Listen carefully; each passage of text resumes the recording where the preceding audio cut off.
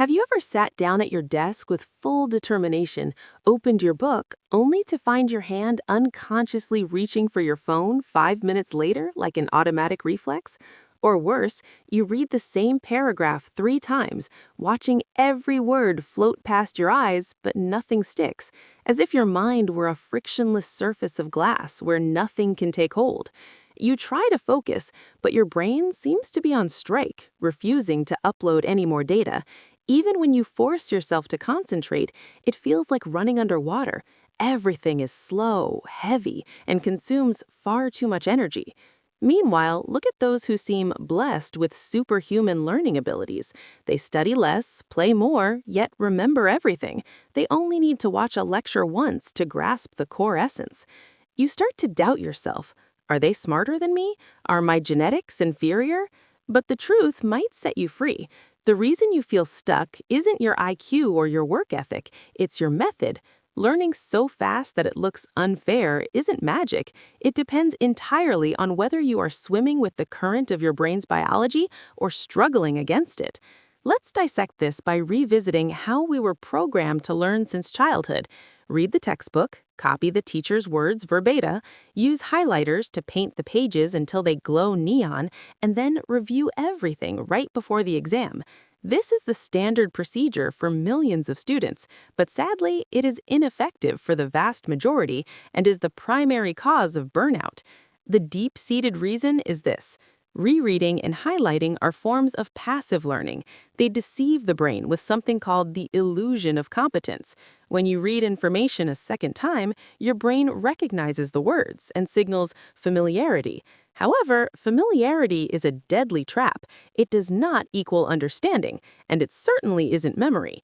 It's like watching an athlete do push-ups on TV and expecting your own muscles to grow. The human brain didn't evolve to grow through passive observation. It only grows through action and friction.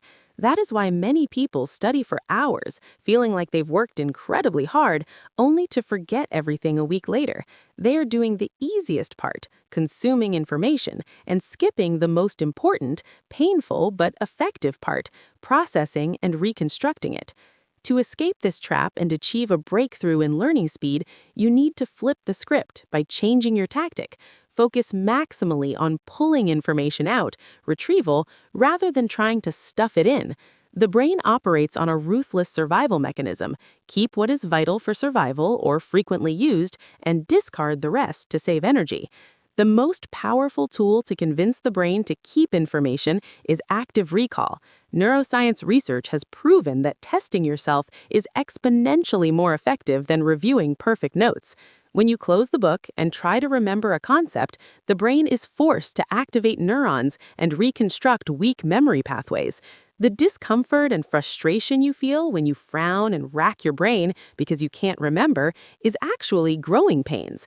That struggle sends an urgent signal to the nervous system. This information is important. We need to use it. Store it more securely. So next time you study, don't satisfy yourself with the question, did I read it all? Challenge yourself with, if I don't look at the material, what percentage can I recall and explain? Parallel to changing how you recall, you need a revolution in mindset. Shift from being an information consumer to knowledge builder.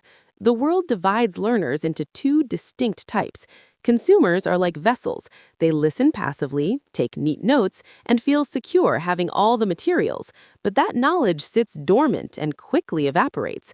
Conversely, builders know that the brain only truly remembers what it creates itself. They turn input into output immediately. Don't just read, draw a mind map to restructure the connections between facts. Don't just listen, write a summary of a complex chapter as a short social media post. Even better, attempt practice problems before you feel ready. The process of transforming information from import to export is when knowledge is encoded deep into the cerebral cortex, turning it from someone else's property into your own. Another classic mistake we make due to social pressure is the longer is better mindset, or using busyness as a metric for diligence.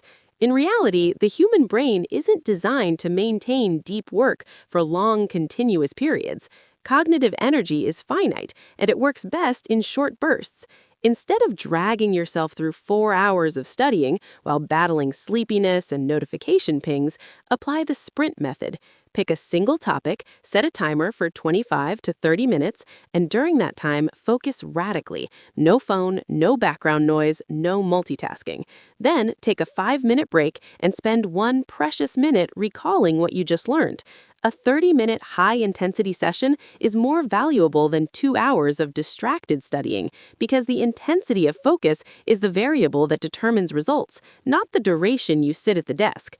At the same time, to learn fast, you must become a master strategist in managing brain resources by applying the 80-20 rule and Parkinson's law. We often err by treating every piece of information in a textbook as equally important. But in reality, 80% of exam results or practical value usually comes from 20% of the core knowledge. Your task isn't to memorize every comma, but to find the first principles or core concepts lying within that 20%. When you master the roots, you can deduce the branches. Furthermore, remember Parkinson's law. Work expands to fill the time available for its completion. If you give yourself the whole afternoon to write an essay, your brain will procrastinate and it will take the whole afternoon. But if you give yourself only 1 hour, the brain automatically shifts into survival mode. It compresses time, skips procrastination, increases processing speed, and focuses straight on the issue.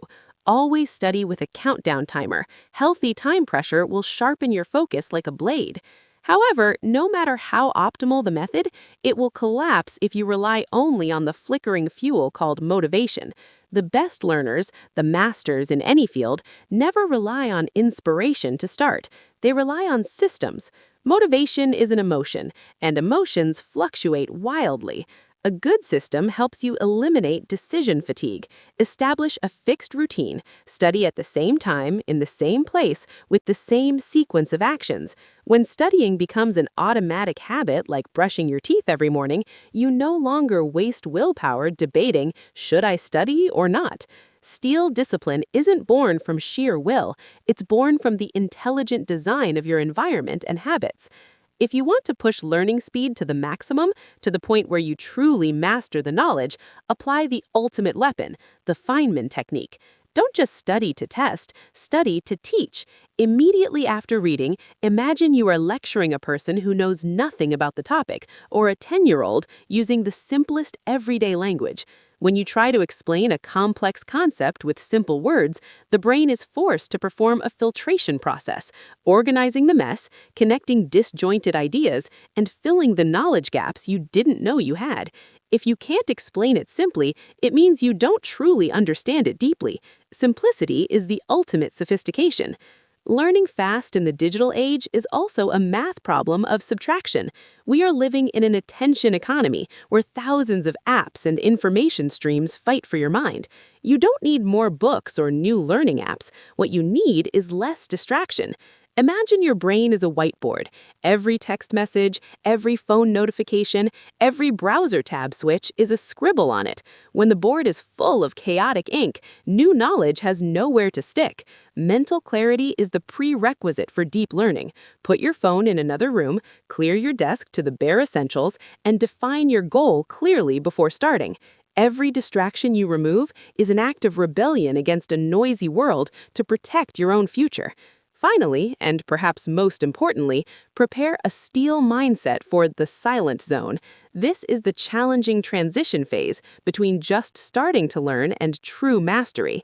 It's when you feel like you're studying endlessly but making no progress, with no euphoric aha moments, and everything seems to be standing still. Many people give up at this exact stage because they think they're incompetent. But in reality, this is when the roots are growing underground, solidifying the foundation before the tree shoots up. If you persist through this boring silence, the breakthrough will come as an inevitability. To do this, change how you identify yourself. Identity. Don't say, I am trying to learn. Say, I am a fast learner. When you change your identity, the brain will seek to prove it true through action.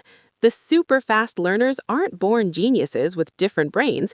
They are simply people who were brave enough to stop banging their heads against the wall with old methods and chose to swim with the natural currents of their biology.